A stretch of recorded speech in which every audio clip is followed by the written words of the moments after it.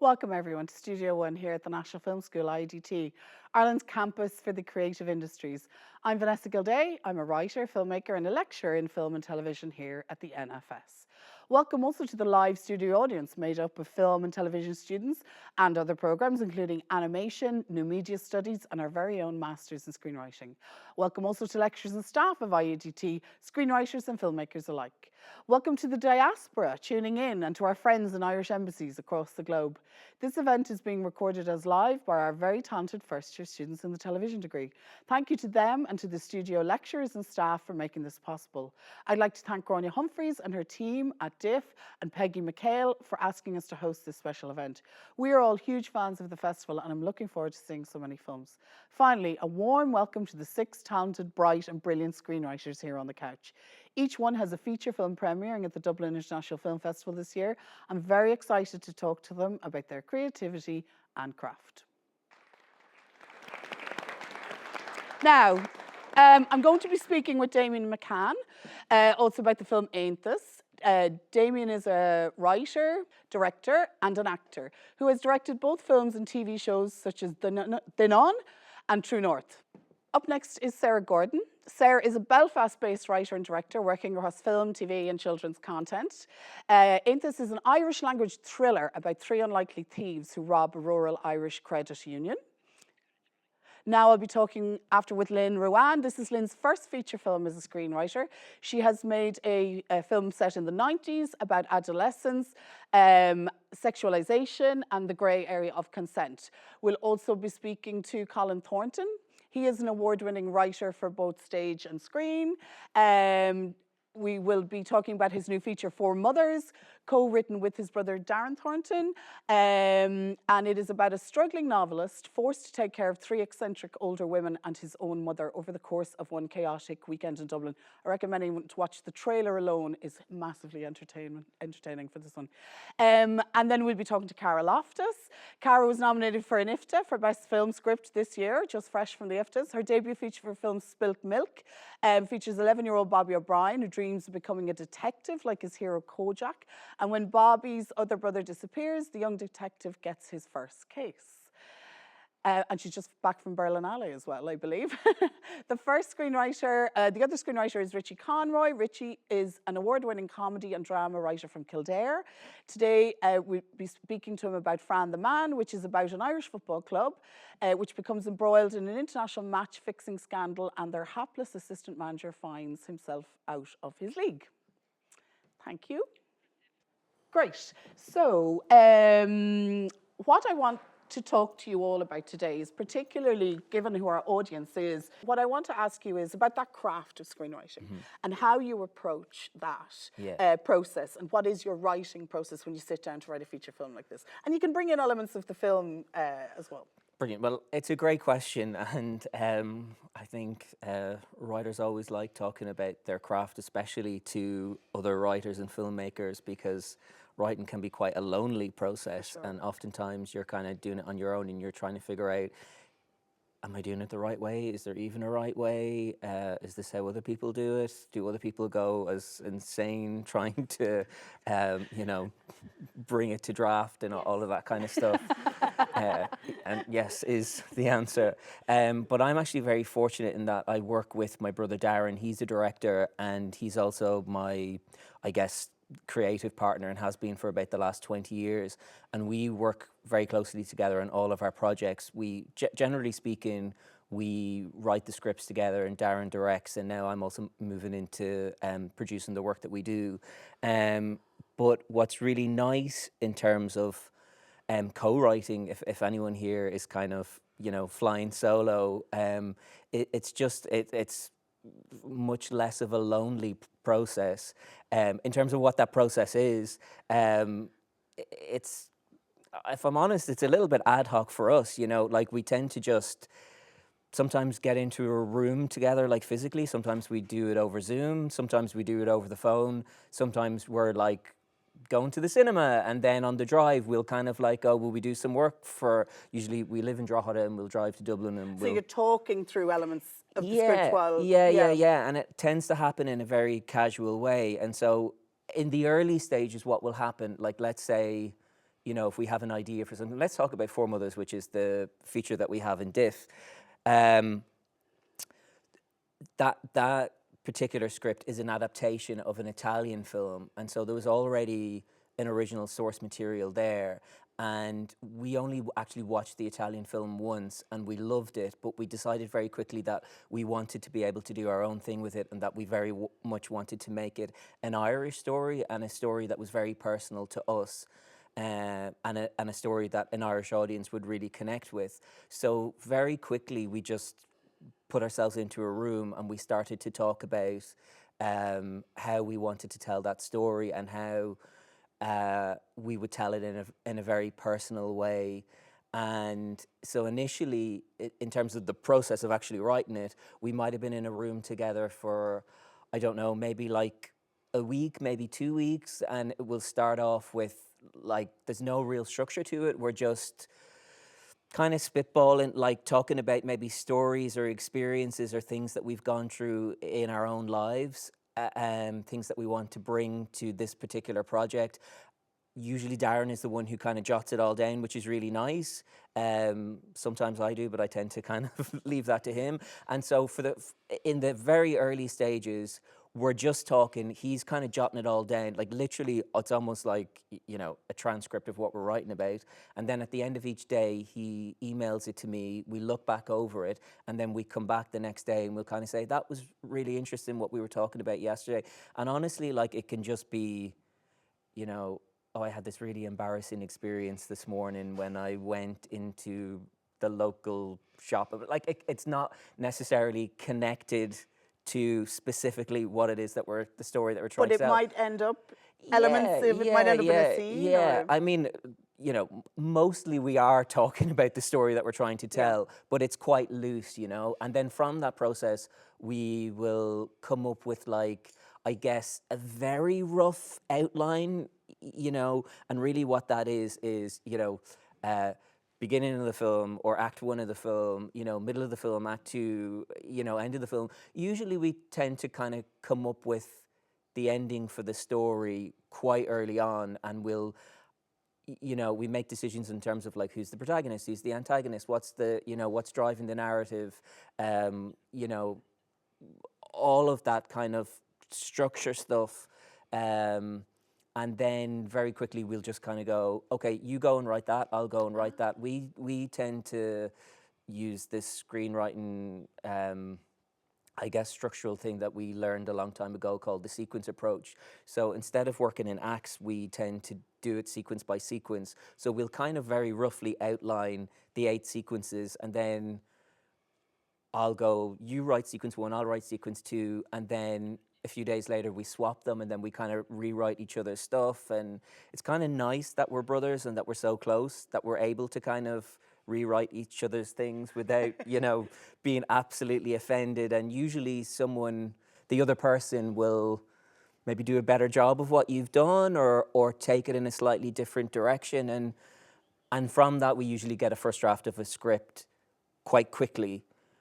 And then when we have to do a redraft, that's harder. And then when we have to do a second draft, that's when it gets very hard.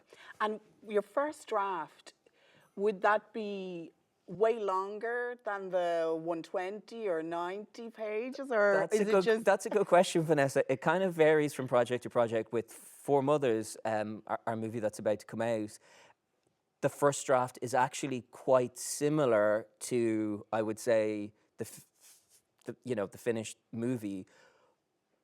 But yet we probably spent about 4 years writing it, and it has changed massively. But in terms of the story, in terms of the structure, in terms of the characters, it's all kind of there. And I would say the first draft was maybe around 90 pages, and sometimes it might have gone to like 100. Probably the longest draft we had was close to 120, and now I think the running time for the movie is just over 90 minutes. But a script that we're working on at the moment, we've just done a first draft, and it's 153 pages. This would be your opus. It actually isn't at all.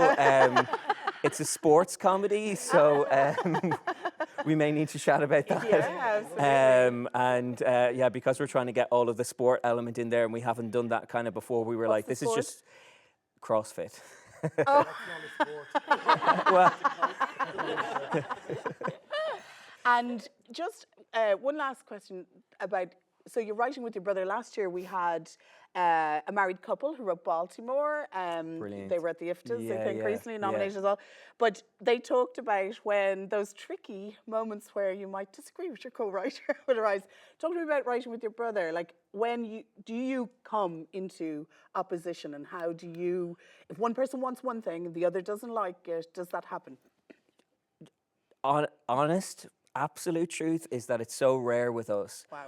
When we fight, it's almost never to do with writing. We tend to be on the same page, and we also have this thing where we kind of say the best idea wins out regardless. And so if one person is not feeling the other person's idea, or if one person thinks no, this is the direction we need to go in, we tend to just talk it out. And that might be, as I said earlier, like we're going to the cinema and we're like, should we just kind of have a chat about this? And you know, sometimes obviously someone needs to relent in order for it to move forwards. Sometimes you might be like, you are absolutely wrong about this. I really believe this is, you know, this is right for this scene. For it. Yeah, but I But mean, in I the wouldn't right- use, yeah, for I the wouldn't right use the reason. word fighting. I would just say that it's a kind of like genuinely, I would say it's a very passionate discussion, you know. But when we fight, it's over things to do with us being brothers, and it's really scrappy and embarrassing. And you know, it could be over something like, you know, we're supposed to meet to work together on the script, and one person was supposed to print it out and bring it with them, and they didn't have any ink, and then they arrive and they're like, sorry, I don't have the script printed out, and the other person is like, oh, you were supposed, and then you know. That all sounds perfectly normal, by the way, in terms of Good. familial relationships. Great, we'll come back to you later, but thanks. Thanks, And Vanessa. also, my old mentor, Shermer Doyle, used to always say, whenever we would get into a fight in the edit suite, that you're never fighting each other, you're always fighting for the film. Absolutely, So, you know, I absolutely. think that's very true. Yeah. Cara, I want to come to you next. Your feature film, Spilt Milk, and as I said, your freshman IFTA nomination as well, and the Berlinale, and I'm sure you're feeling a bit of jet lag with the flying back and forth and 7 a.m. flights. Myself, Colin and Sarah were on the Putnam Scholarship together. Yes, wonderful. We used to always have a graduate here on the Putnam Scholarship every year, but they've changed the way that they recruit into it. But that's wonderful. I've heard amazing things about that. Yeah, it's brilliant. Ah, great. So talk to me about your film, Spilt Milk, and again, the origins of the project, and talk to us about how you moved towards that first draft.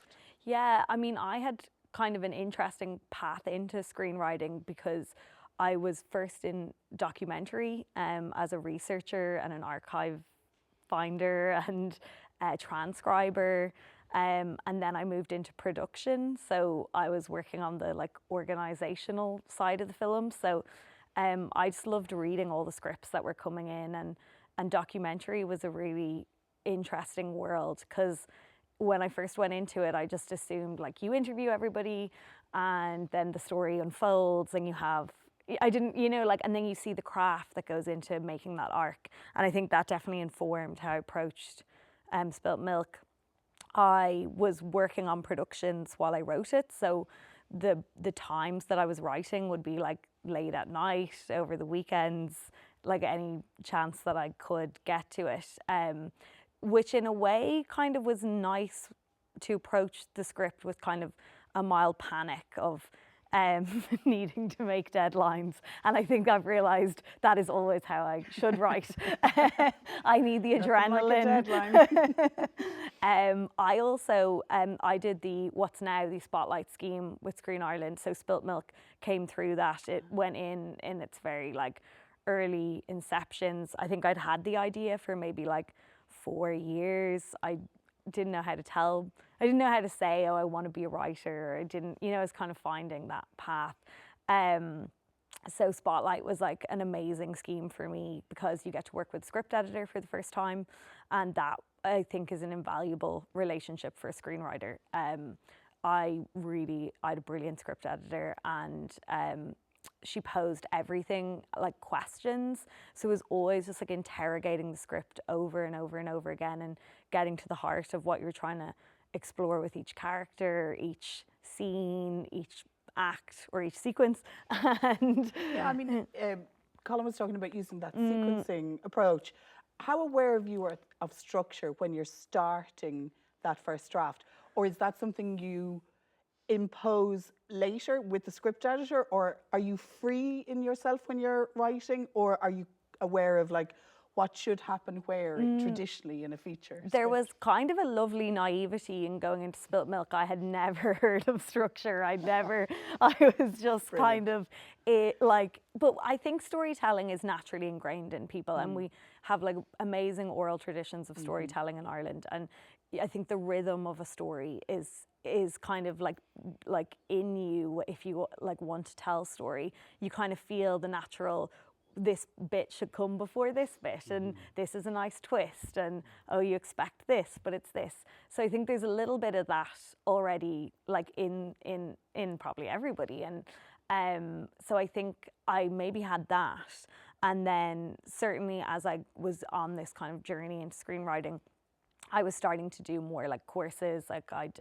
done John York's course, which was brilliant, and I did, there were lots of people who came into us on the Spotlight course to talk about like even just how to approach like a scene, and like the drama that could be in one scene, and the tension that could be in one scene, and the character introductions that you can do.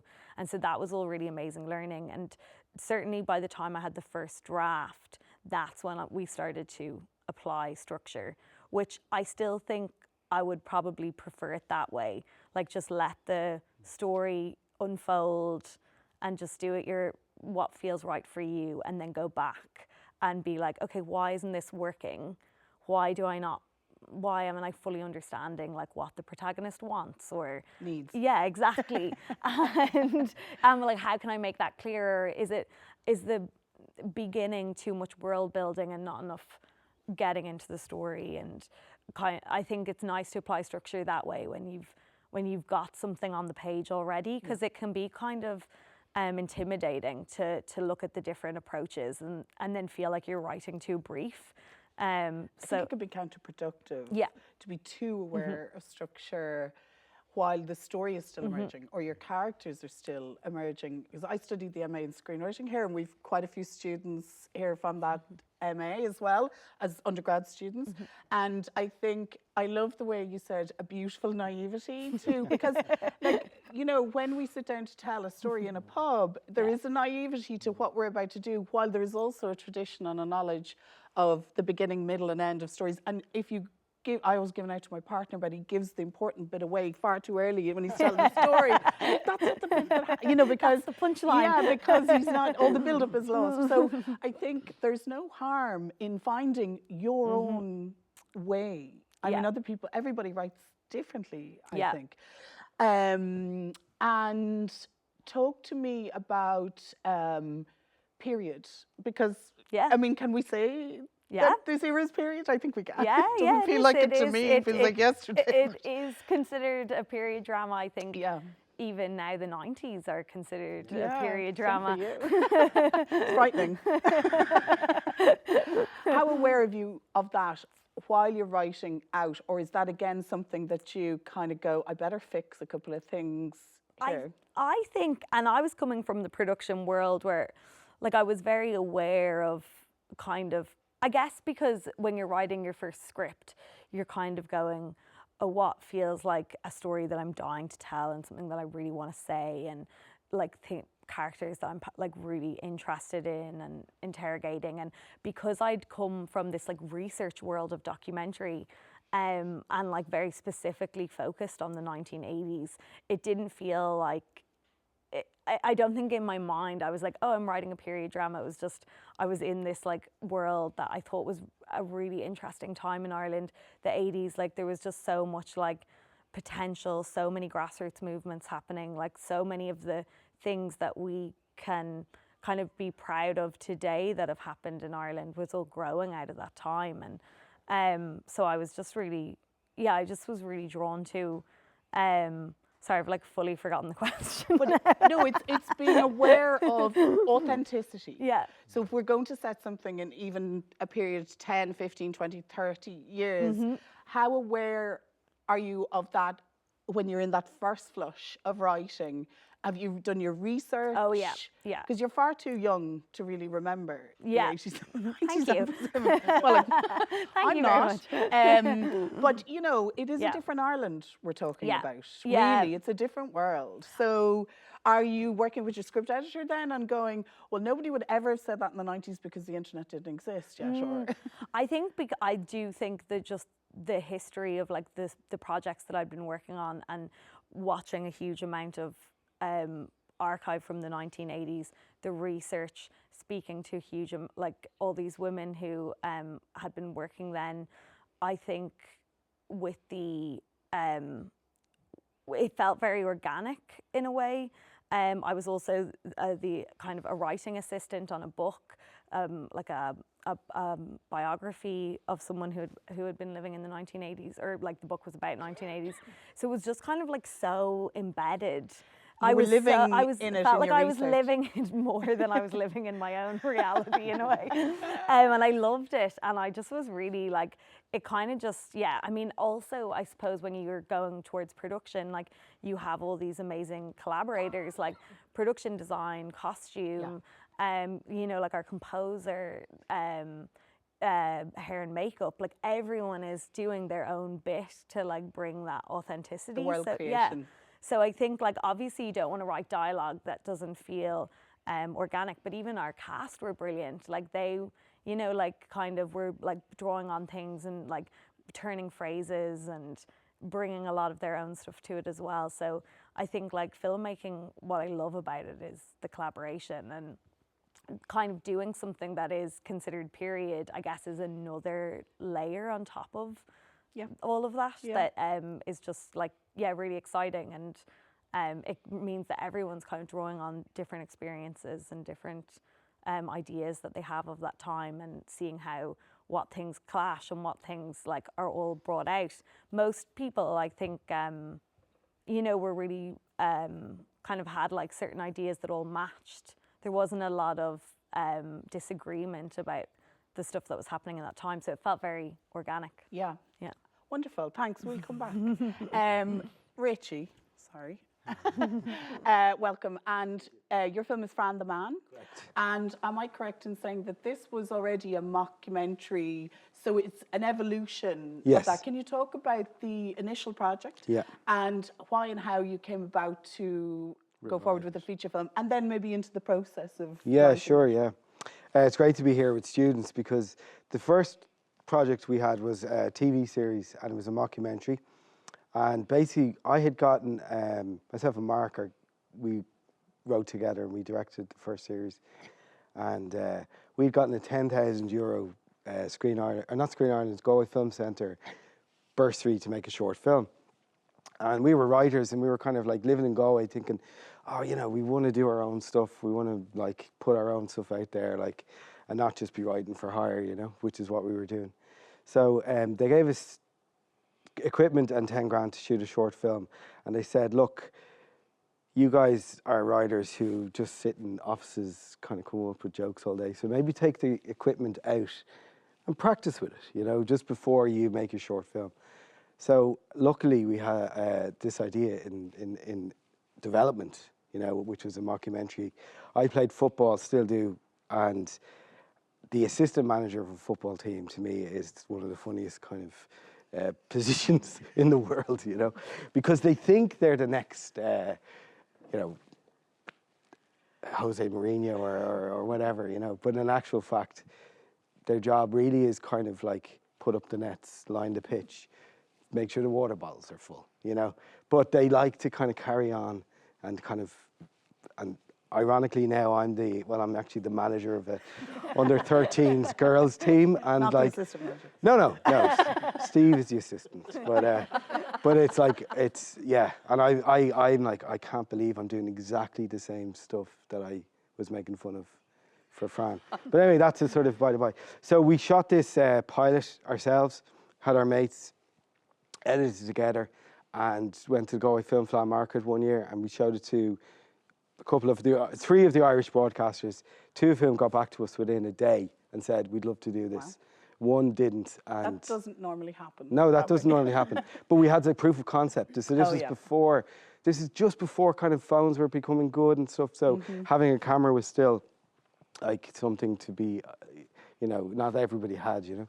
So we shot this film, shot it, funded it through what was the BCI at the time, now Commission of the Man, for 125,000. We shot like 90 minutes, 10 episodes of 9 minutes. And the broadcaster was? Setanta. Yeah, and then TV3 bought it off Setanta, and it went, like, it was shown in America, Australia, Africa. You know, it had a nice life. Anywhere there's football. Anywhere there's football, yeah. And it was a really recognisable character just because he was Irish. It was a sort of something everybody could recognise. And then we did a second series, and we changed it up to half hours because we were interested in kind of, well, funnily enough, I'll tell you a quick story, but TV3 at the time were like, yeah, we'd love to do the second series with you. The only thing we'd like you to do is get rid of the football. And we're like, what?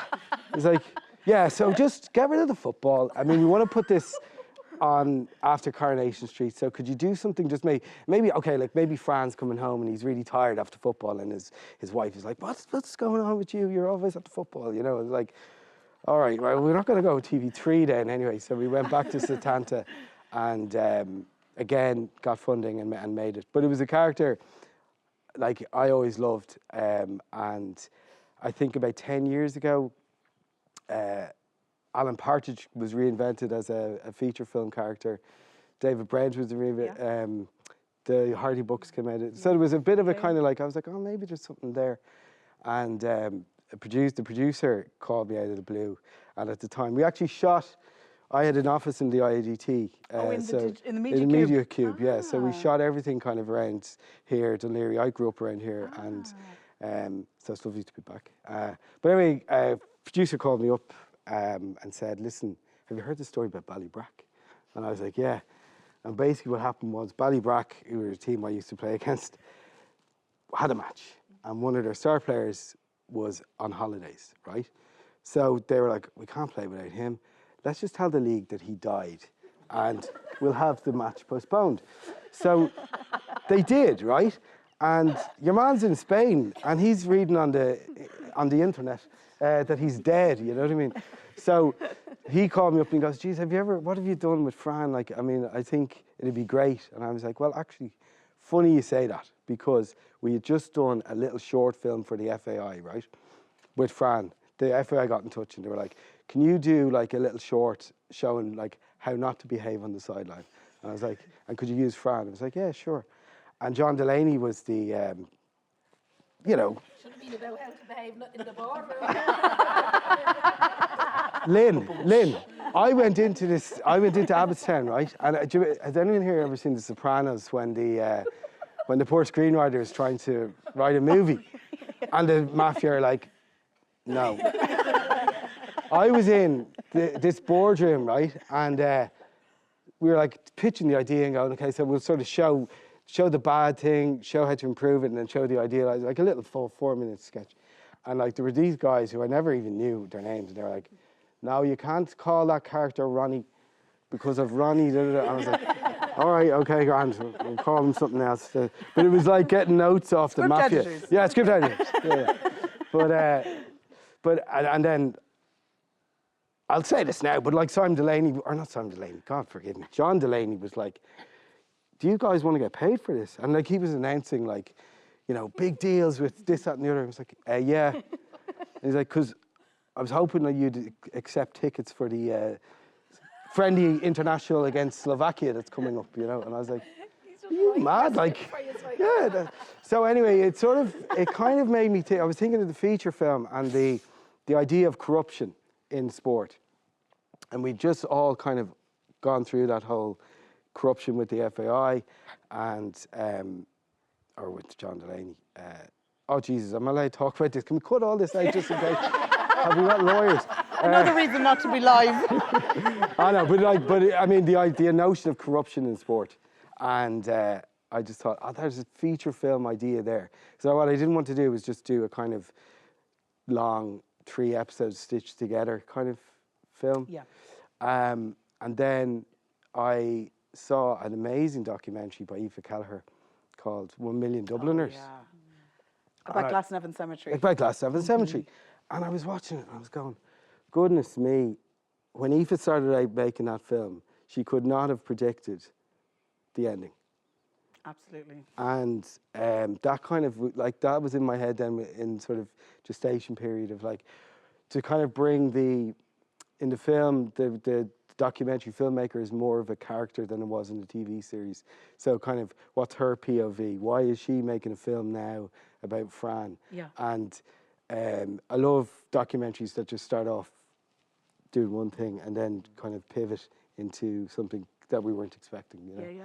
So that was sort of, I hope that answers your question. Yeah, I think more than, and I think, following on from what you said, Cara, I think we get a real sense of you as a storyteller. Who, me? You, and obviously the humour is in you. You live and breathe it, so transferring that onto the page then feels like probably a natural enough process for you.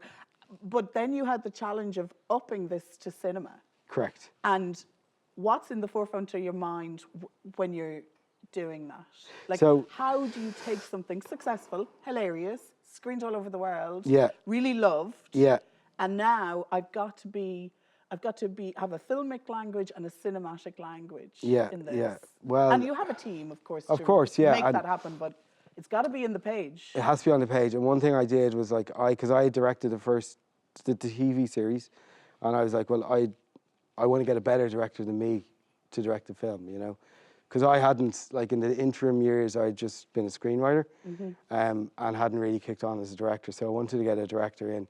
So that was great. That was the first, that was also kind of handing over, you know, your baby to somebody else and trusting them, you know? So there's a bit of a journey to go through on that. But for me, I find a lot of films, especially sports films, bore me in the last act, right? So it's like, there's not that much you can do. It's like, oh, they lose, but kind of morally win, or, you know what I mean? If you think of comedies especially. So I really worked on kind of like, well, what would I love to see myself, you know, in a final act of a movie, and to give myself the freedom not to have it like about the match itself necessarily, you know what I mean? That it was sort of like more about the character, you know? Yeah. And I think You've once got you to flesh him out by the sounds of it a little bit. exactly, I'm and looking kind forward of, to seeing it. so it's fun. I'm going to move on to Lynn if you Please. don't mind, but we may have time to come back. Lynn, Ruane, senator and activist, someone I've admired for many, many years. I'm always quoting you about social capital. You're the person who taught me truly what that means. Your film is Ready or Not. It's about adolescence. It's a coming of age story as such. What I want to talk to you about is a couple of things. One is this idea of mining your own life. Well, it's not strictly autobiographical. I'm going to presume, on what I've read, that you're bringing elements of your adolescence into it, but it's fictional.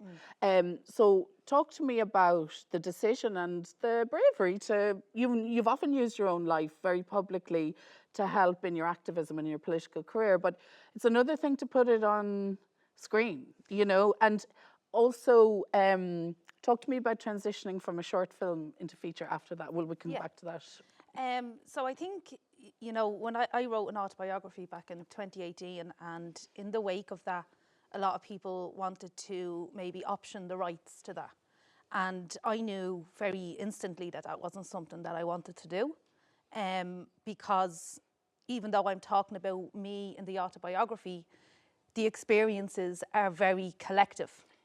And I wanted to move away from the eye of them stories to show, because often an individual story in that way, when you're speaking your own reality into the world and you're talking about your own personal experiences, you as an individual can often be weaponized then, either as if that experience is only significant to you or how you were reared, or, you know, when in fact it's a much more wider experience. So for me to then go, no, I don't actually want anyone to option the rights to it, because I need to further legitimize the experiences, not the individual, of lots of different types of things that I talk about in the book.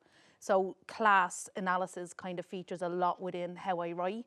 You know, sexual consent was in the book. which obviously is captured then within the film.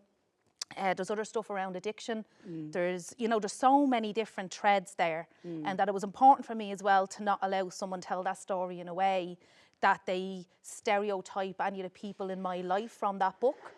And we're funny. Like, working class people or people living on the fringes are very, very funny. It's a survival thing. It's a bonding thing. It's a way for us to be together and laugh and have those moments of breath in amongst all the hardship. And sometimes when I'm watching things on screen, the funny thing is actually the stereotyping of a person. And I'm just like, no, that's not that's not actually capturing anything about the humour of working class people in any shape or form. So then I thought, if I ever do write myself beyond, because I'd obviously write in national media and I'd kind of write in them formats, and I thought I would love to have spin-offs of the experiences from my book, but fictionalise those experiences then into a more collective kind of understanding of how this worked for whole communities or whole generations of people. And that's why I decided to write it in a non-personal way. But did you find that even that little bit of separation allowed you to be a bit freer in what you're writing, allowed to kind of maybe, I mean, you have three central girls at the heart of this film, three young adolescent women, and you got to put different things into the three different girls, but their friendship is so real, so authentic. I could really see it and feel it, because it's actually lovely to be sitting here with three women and three wonderful male writers as well, but it's rare that we have just, like, naturally that parity in the film industry. It's not really there yet. So, and to see these wonderful three female characters, but did that give you a bit more freedom that one person, you, shall we say, on screen, doesn't have to represent everything about every girl? And you don't. No one person can represent every experience, and a working class experience is also not homogenous. So you're trying to capture several different perspectives of working class environment and communities. And I also think for me it was important to show that a whole cast of working class actors can tell any story. We're not there to tell stories of gangsters and this and that. Actually, we can tell any story about life, regardless of what that is. And I chose sexual consent to be the story here. And I think that was important for me. But I also got, what I really liked writing was the bias stories, actually. I've always been a tomboy. I've always played football. My dad was a League of Ireland footballer. I only stopped playing Division 2 football last year. My hips won't allow it anymore. I'm definitely not being a manager. And not the assistant manager, no anyway. Way. So I've spent a lot of time with young men in my life growing up, and a lot of my my thinking and my insights, I thought it would be great to try and capture some of them. And I think in telling this coming of age story as well, and especially because consent is the experience that kind of is the backdrop to it, there's no resolution. There's no real bad guy. There's no someone ends up in court and they're arrested. And it's like, no, that's not actually how it works. There is no resolution actually, and people still stay together and love each other and care for each other, even though they've crossed some lines that they were too young to even understand. And I wanted to capture all of that. And I didn't want the young men in the film to also be villainized by the story either, and to create space to show that everyone is kind of feeling around in the dark at that age. I often think that, we do have a gender disparity to, rebalance, redress, but in that, I'm always really conscious that we cannot alienate our wonderful male co-creators, and, because, and your film does that beautifully, because you're right, the male characters are quite beautiful, and also maybe one character who misbehaves a little bit, you actually start to see his context. That was very beautifully done. And, even though there may not be any resolution with a capital R, at the end, that these are just real, authentic people traveling through life. So that's quite beautiful. So what I'd love to come back or ask you is, before this, you wrote and made a short film, which a lot of our students would be in their degrees here, they're making short films, and there's a great freedom to that. A short form is very free, even though a lot of them do very traditional drama. And also we have master's students who are writing sometimes their first feature, maybe not, but sometimes they are. But talk to me about that transition, that freedom So of I went in the other direction. Sorry. You wrote this first. So I had began writing I took a creative writing master's in DCU. Oh, yeah. Going back to the original questions to the other lads in relation to process and stuff, and I had this fear that I was like the neck of me just coming in and writing things and like don't even know anything about like structures or this or like I just write. Like, and then, like, maybe because I have a bit of social capital now, the writing will get noticed, and so for me, I said I need to do the creative writing masters because I'm not very good at grammar, structures. I can write, but I'm not very good at self-editing and stuff, which I later in the last 2 years found out I've ADHD. So now I fully accept the chaoticness of how I move in the world, and it's much easier now. So I don't write treatments. I'll write something and say, what do you reckon the treatment should be for that? Everything is in the backwards. Anyway, like I had a child at 15. I've been doing things in the opposite direction for my whole entire life. Seems to be working for you. So I began writing. There was a screenwriting module on the creative writing masters. Ferdy and McCann was the lecturer, and he just had this big energy, and I just took to him in an instant. And I started messing around writing then, for I decided to do, I had no idea, I liked screenwriting. And what I realised when I was writing was, it was the first form I've ever written in where my own dialect could not be touched. I didn't have to conform to some proper English. I didn't have to go, oh, this needs to be Harvard, It's like, I don't need to transform it into anything else. And therefore, all of a sudden, there was so much more character and authenticity because I'm like, I can just write in my own dialect in film. This is amazing. So then I just threw myself into it and I began messing around with it then. And in the meantime, then I'd been asked would I write a short when I was already in the process of writing this. And I have a million shorts to write, like a million, and films. But the short was made for, so went into production first. Oh, I see. Yeah, but the writing happened in a different direction. Writing the short was beautiful, actually, because it allowed me give a small little glimpse into a life. I think most things I write, I want to show the love that exists in difficult situations. The short is called Waiting Day, and it's about trying to capture that day before women are paid their social welfare. Yeah. But also her boyfriend is struggling with addiction in it.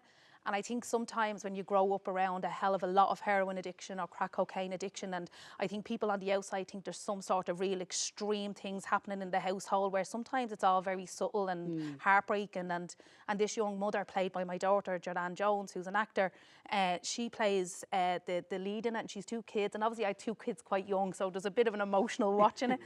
But there's this just heartbreaking moment where she has to remove her boyfriend from the home because his crack use is eating into her ability to even last to waiting day, right? So it's everything else that leads up to the day before you're paid as well. Yeah. So it's all those little subtleties. So writing the short allowed me just give a small little glimpse into the love and the struggle and how the love and struggle exist side by side. Nice. And Jordan, your daughter, is an extraordinary actor. She's actually acted in some of our grad films here, and the students have been absolutely thrilled. And we love it when actors come in here and collaborate with our students because they get the full professional experience. Must have been lovely to work with her as well. We'll come back hopefully. So Sarah, you have made Aontas, an Irish language feature film with some incredible cast like Carrie Crowley. She's come in and done some work with us as well, and students. She lives locally. And Bríd Brennan, who I'm a huge fan of.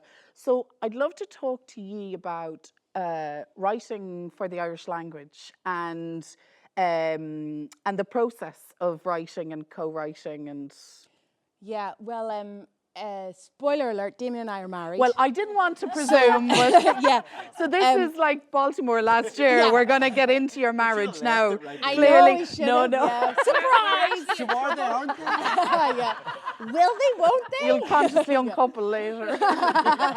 Yeah. No, we. I mean, similar to Colin and Darren, I guess. Like, there's such a freedom to having a creative partner to work with. I mean, separately, Damian and I, before we met, had, you know, Damian, I won't speak for him, but like he's been directing docs for a long time. He's a lot older than he looks. And I was writing Aren't we all? myself.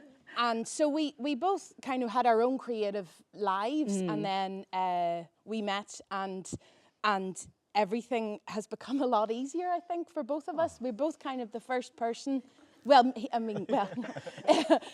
but like if I write something even independently, Damian's the first person that reads it, and vice versa. Like we really kind of feel our brains are, well, I feel my brain is stronger with him. You know, that you kind of have somebody to kind of bounce off, because otherwise it's just me sitting on my own in a room crying, looking at a blank page. And as you said, it can be a very isolating job. You know. And actually, I think it speeds up the process Yeah. as well.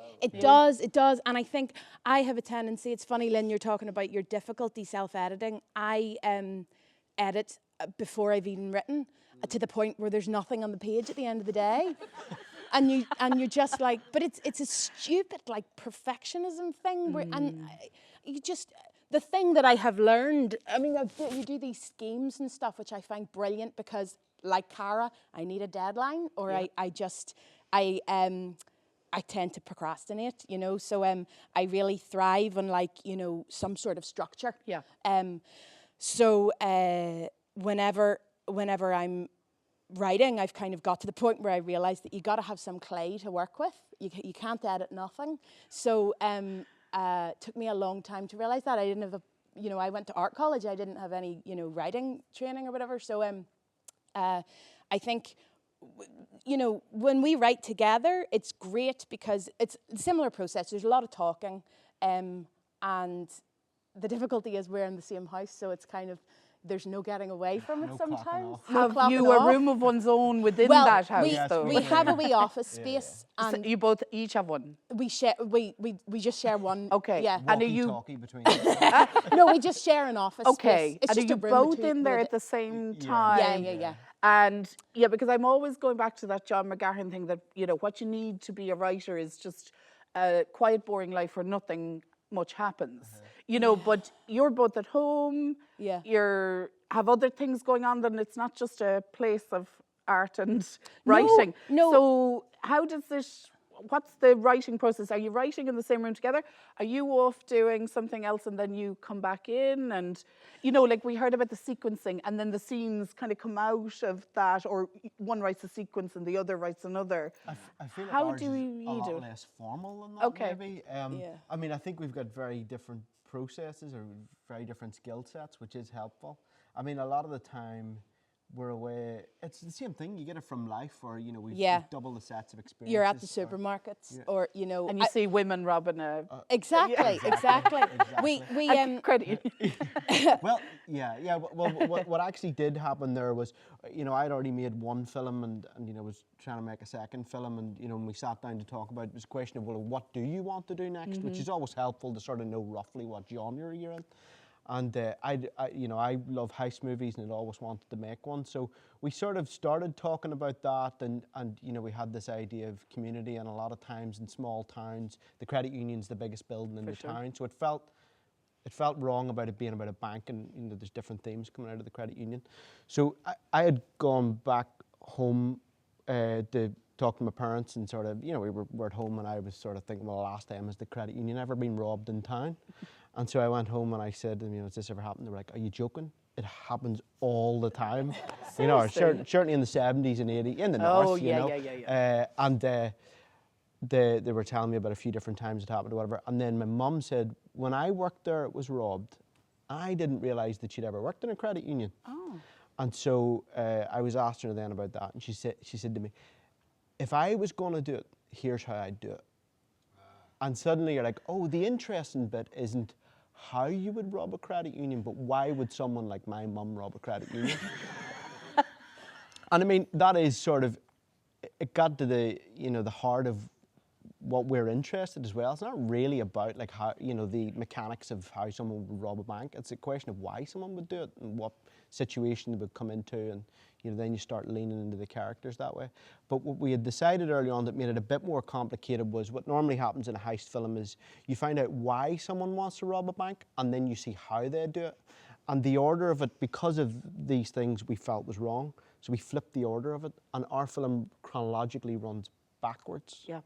And so you're starting with the bank robbery. You see the bank robbery, you see the aftermath. Yeah. You kind of get that done, and then you're building the why these three women have done this. I also think it's interesting. I always think we should use women, like the feminist idea of things gets told in every other scenario of life, right? Yeah. But I'd be like, why are women always like manipulated and vulnerable if they've committed crime? It's like, no, some women just can plan it out themselves, actually. Like, you know what I mean?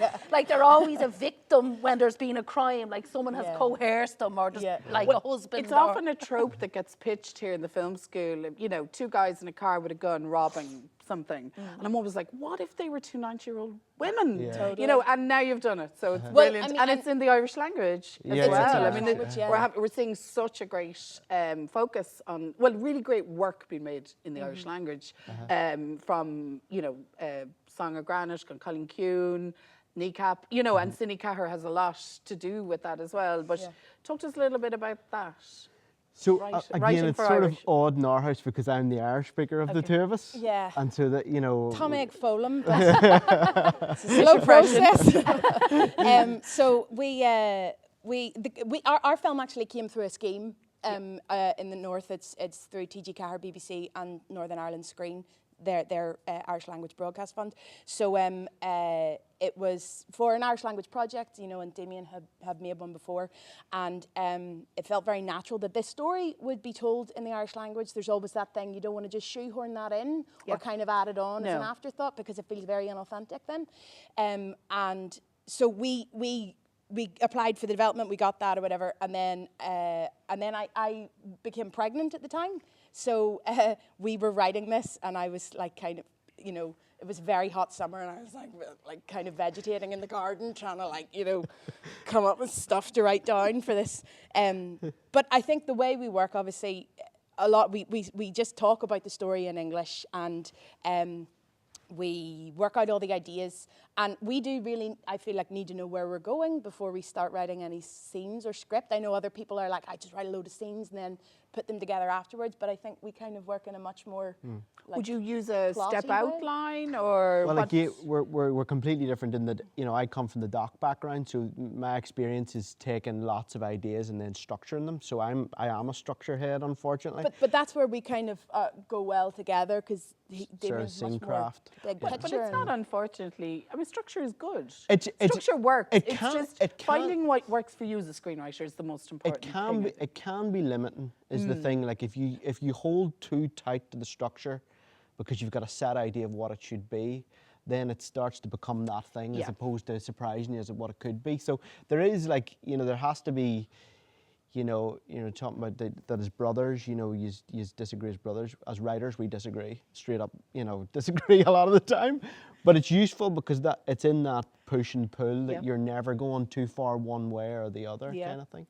And then just in the thing about the Irish language, the other thing for me always was I am keen to make contemporary films in the Irish language about contemporary stories, and sometimes that's a heist movie that runs backwards, and that's okay. It just happens to be in Irish. You know, I not saying that I'd ever be against it, but you know, you do find a lot of Irish language films maybe are period, and they're period for a reason because that's where Irish spoken. That's, you know, I wanted to do something completely different, and a heist movie in Irish is the way.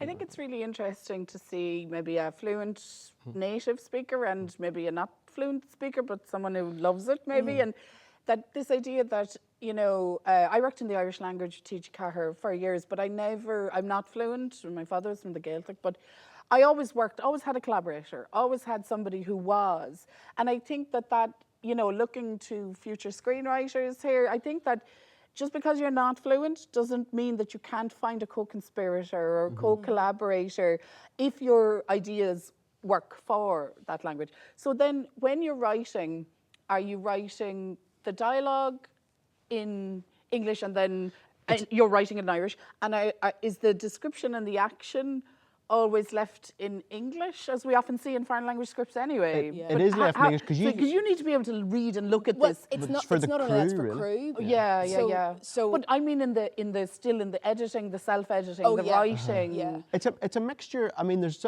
sometimes there'd be Sarah will come up with a line, for example, in English, and she'll pitch it in English, and I'd be You'll like, pretend it's in the film. no, yeah, I'm writing down, Sarah. yeah, I got it already. That can't be translated. We can't use that. Stuff. Well, What, it is. reading the subtitles?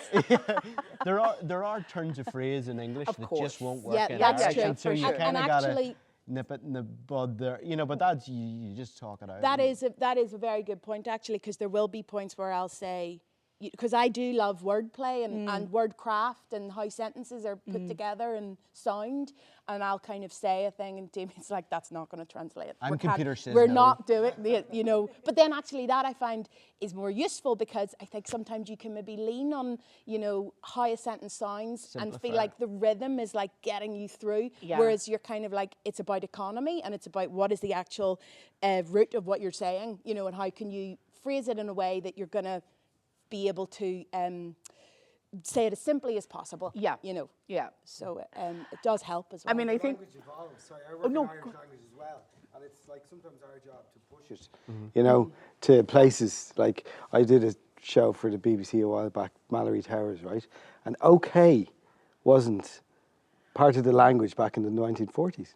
I was like, wow, I just still go around saying okay all the time. But every you know what I mean? So generation it's changes the language. Yeah. Anyway, it evolves. It has been. or Friends. You remember when Friends came out? Like everyone started talking like, so. Well, it's similar as well to what Lynn's saying. It's like the way I speak Irish is some words in English, primarily curse words, but you gotta take what it is, your own voice, and sometimes that isn't strict to how they might talk in the Donegal Gaeltacht. That's just how they speak in the Belfast Gaeltacht. Yeah. But it's it's authentic to how I speak, and that that And works okay. my father was from the Donegal Gaeltacht, and there are parts of Tory Island that even would challenge native speakers from other parts of the island, because the dialects are, and the words are dridge on theirs, not doon on theirs, and lots of different words that I'd never heard of until I spent time there. Yeah, but the and dridge endorse, doon endorse, that's a big argument, Well, Fadooda, don't get me started on Fadooda. Fadooda. There's a lot of Fadoodas in the film. A lot of Fadoodas in Belfast. I had never heard it before I went to Belfast. No, that's wonderful. And I was going to ask, I'd love to ask everybody, but I'm not sure we'll have time, but might ask you both. So one question I'm always interested in terms of script writing is, how do you know when you're finished? So like, somebody else can tell you, of course, and the deadline can be up and those kind of things. But there's that famous adage that, art or poetry or writing is never finished, it's merely abandoned. Yeah. So talk to me about getting to a place where, okay, now we're going to bring our baby out into the world for people to look at and read. I mean, again, this was kind of a scheme based, so it was deadline, but I don't know about anybody else, but like it's until somebody says turning over, you're you're still not sure if you've got it where it needs to be. And the actors may, well, that's the thing. depending on how They you do. direct, They they do. may come in and go, Some of the best this character lines. would never say this. Yeah. Yeah, some of the best lines work out that way. Yeah. Yeah. So I mean, I feel like on some level it's instinctive. You kind of you feel like you've got it to a point where you understand the story and the arcs, and it satisfies you in terms of storytelling. But I think like words and sentences will change. It's just I think, and it's not big structure stuff that's necessarily changing, unless it's like at the last minute, we've just run out of time, we need to shoot this scene in half an hour. So like, yeah, that's the big scary one. But no, I think you just have to run on instinct, because how else do you know when something's finished? And certainly, like, the same thing, I used to, work in visual art, and it's there is no right or wrong answer. Yeah. My background is in lighting. I worked as a lighting technician for 10 years. That's what I did in film and TV. So it was so black and white. The lights turn on or they don't. And it's so comforting. Did the students do well here today? It looks great. Yeah, it's a nice job. But These are first shoes, by the way. It's really good. phenomenal work. Yeah, maybe get those cables stuck down. But, But I think when you come in, it's the same, similar to Cara. I mean, and I think a lot of us have worked in other areas of film and TV where you are learning how a film works, what a set looks like, and how a script changes from paper to on camera being shot. And so I feel like all of that informed my understanding in terms of where I am now as a writer. And I think that there's also, sorry, just to go back to, the lighting is so black and white and the writing is so grey. And there is no right answer and there's no wrong answer. And sometimes that just gives you total decision paralysis. So that's sometimes I'm like, I should just go back to the other thing where it's just so clear and, you know, you forget about it at the end of the day. And then you see a scene filmed or you watch a thing, you know, where rushes come in and you're like, oh my God, that's just like has exceeded my expectations of what could have happened there. Nice. And it's like, and then you're like, okay, this is why I'm doing this thing. This is actually where I want to be and the thing that I want to spend my life doing. Sorry, I forgot my question again. But yeah. When you sorry, finish. where's the end? How do you know it's over? How do you know it's over? No. We're done. If I could Yes, say, because please. I think we were just saying last night that we really like the opportunity of being able to hear about other writers and what their process is and all of that. And actually, I think for us, when is it finished is quite literally when the film is finished. Yeah. And even then, it's not until you put it out into the world and then you put it in front of an audience and you give it to them. It lives again. And then it lives again in a different way. For sure. So there's, you know, when is it finished? Like quite literally for us, when on the very last day, before like the whole, I'm not talking about picture lock, I'm talking about finished, absolutely done. We had one of the actors coming out to re-record. It's not a voiceover, but it's a long phone message, and it worked out so well. It was just like it's not quite there. We had re-recorded it like so many times, and then we were like, "Can you come out? We've rewritten it. Can you do it again? You need to be here in an hour. We've got like literally 20 minutes to get it." And it paid off, you know. But that was an integral part of the story. And you also have Fionnuala Flanagan. No pressure whatsoever there. Yeah. Like we were talking about, what can an actor bring in, staying open to that? Like obviously, you know, the director's in the family and, you know, you're not handing it over to a complete stranger either, which can be tough for screenwriters. But how much is the actor allowed to bring something in, or? I mean, I would say for us, hugely. Yeah, it's Fionnuala Flanagan. Do you know? I mean, it's interesting because with Fionnuala's character, I don't think it's quite a specific thing. Her character is recovering from a stroke, Yes, so and she's lost the ability to speak. So I would say we probably drove her nuts by changing her dialogue constantly, wishy, and though.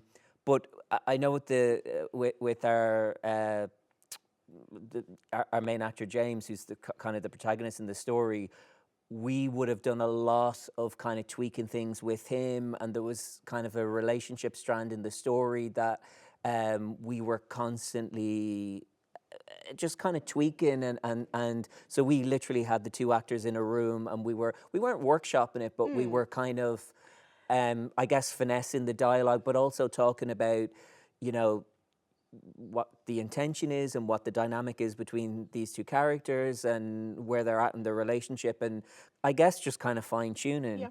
Yeah. But what you were saying about in terms of like deadlines and when a script is finished, you know, it's never, when you're meeting script deadlines, the script just isn't, and it's always so far away. And for us, yeah. And for us, there's kind of like one person who's saying it's not ready, we can't put it in, and then there's someone else who's like, we have to put it in, we have to keep moving it forwards. And that's a really nice thing actually, because otherwise you will talk yourself out of it and go, it's just not ready, and then 3 months will become 6 months, and you know, so you have to just go, this is the best that it is for now, and it's pretty good, and I guarantee you it will be good enough to submit, And sometimes, for whatever reason, you're not going to get the money to make your short, and other times you will, and that's just how it goes. But I think the worst thing is to talk yourself out of putting it in to try and get a little bit of money that will then move it on to the next stage. And there's a bravery in that, but it has to be done, otherwise It has to be done, you're writing into a void. When I'm talking with screenwriters and filmmakers, one of my favourite things to do, and I could sit here for hours, but we're already running out of time. But I would like to open it up to any of the students or lecturers or staff who would like to ask a question, if there is one. Anybody? And if you want to ask a specific person or a general, over here.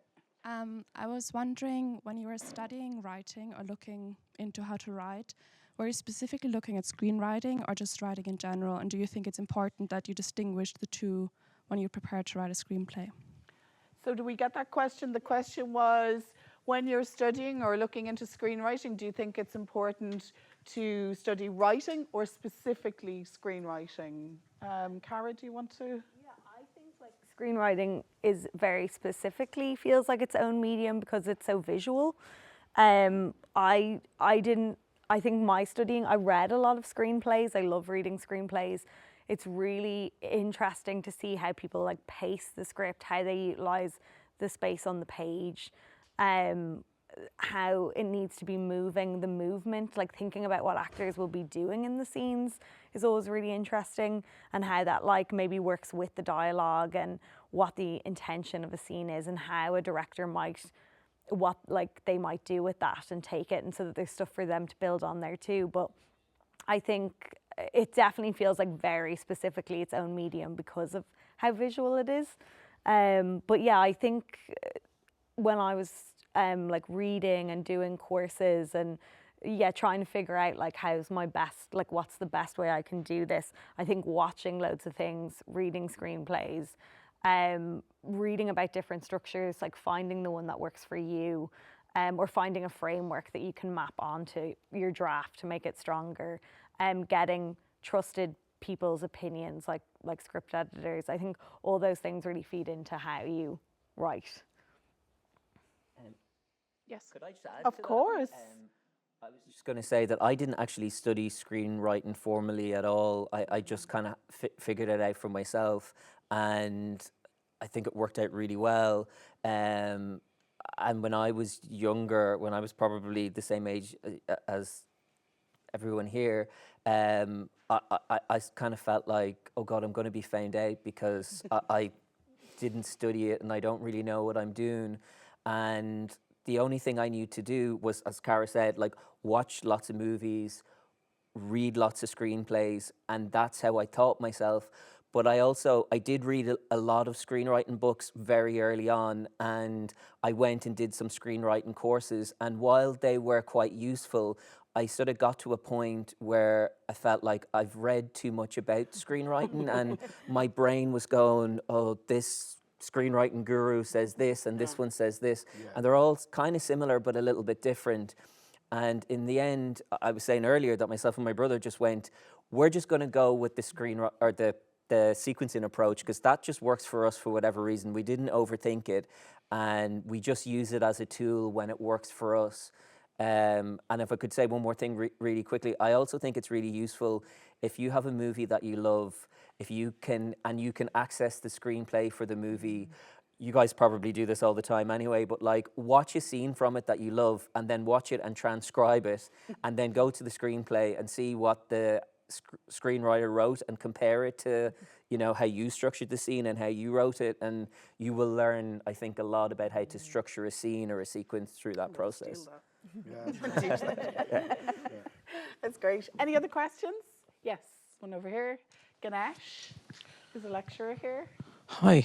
So just a question. It's great to hear that the panel have had good experiences with co-writing, and particularly in a familial kind of context. But inevitably, it's just life that sometimes there are disagreements between co-writers, and And how would you manage those in a kind of negotiation, being too hard about it, but in a way where everybody becomes satisfied and justified about choices that are made, and can keep the process going on?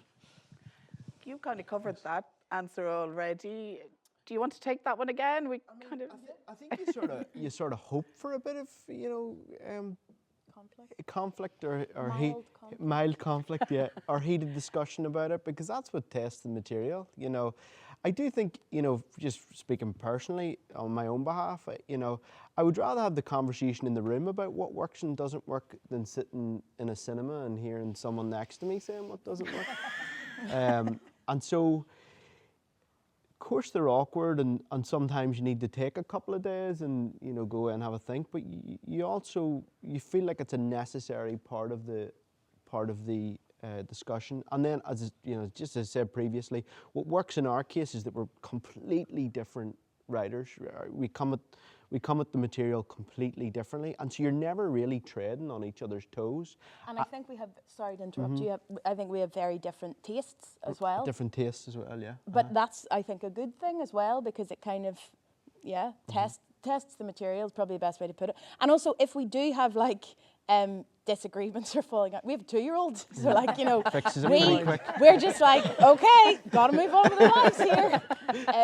But also, I think that we do kind of have work brains and then life brains, because otherwise you'd go mad if you were still having the argument at 10 o'clock about the scene that you kind of disagreed on or whatever. So I think it's about finding a way to compartmentalize those parts of your life whenever you're always together. But it is recommendable as well, simply in the part, I think you can always be honest with yourself and decide where you're lacking, where you feel like maybe you're not as strong, and then it's helpful. Co-writing's very helpful to kind of fill in those gaps, or kind of be kind of propped up that way. Certainly I've made a career of being propped up by Sarah, so it's working for me. If I could just add really quickly to that, I know I said earlier that we kind of go by this, the best idea wins out, which might sound like it's quite brutal, but actually we kind of have this philosophy that if it is the right thing, it will find its way back into the story. So sometimes we might go, okay, we're going to move away from that because it just doesn't feel right. And then later into the process, one person will go to the other, that thing that you were pushing that I didn't necessarily agree on is actually the right thing, and we need to sort of move back to it. So it's trusting in that. And then I guess, sometimes just kind of going, all right, we need to just walk away, take a breather, and maybe just call it a day and come back tomorrow and be kinder to each other. I'll see you downstairs. That's the thing. Christine last year and her husband, they were saying that their issue wasn't bringing it out of the writing room into their lives, it was bringing their lives into the writing room and trying to stop that. But are there any more questions? We're kind of maybe have time for one more. I was actually going to ask you, Lynn, who are you writing with as such? Not necessarily actually, but who are you bouncing off? Would you get Jordan to read it, or is there somebody else, or no, do you are you solo? I'd say I'd be a nightmare to write with. I'm quite a powerful. It's very good to know that about yourself. He was saying the best idea wins out. It'll also probably be the most dogged debater. So I can't imagine what that might be like. But no, for me,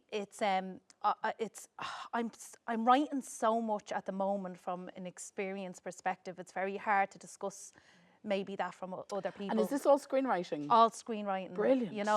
I've another one that I've been working on, which is the kind of inner lives of young men involved in crime. But it's very complex psychologically, and so it's all of these experiences for me. If someone else read them right now, it's very hard because I might get a bit sensitive, because I've had people say to me, that wouldn't happen, and I go, it fucking happened. Do you know what I mean? So people will read it from a purely fiction lens, and they won't realise maybe how close it is to either your experience or, I'm 25 years working in the addictions and homeless sector, so it's a very sensitive process for me, I think. So But I also think then, like, when the story is finished, I was sitting here kind of philosophizing over that then.